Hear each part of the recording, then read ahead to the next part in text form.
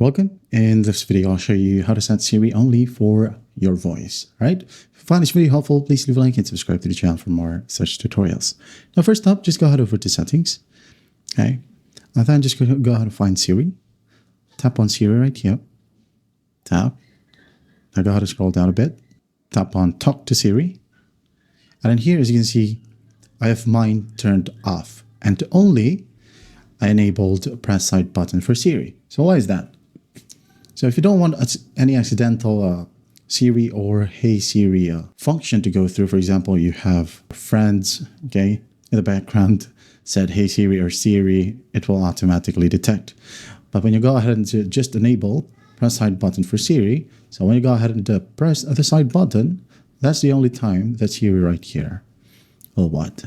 Trigger or open up.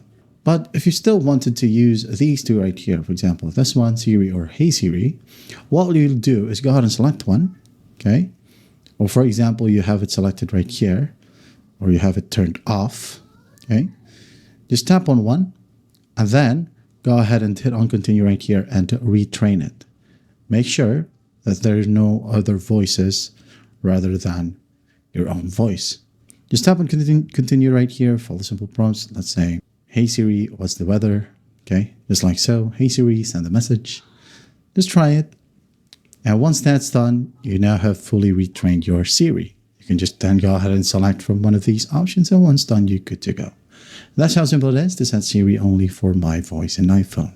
I hope this video helps, and I'll see you in the next one.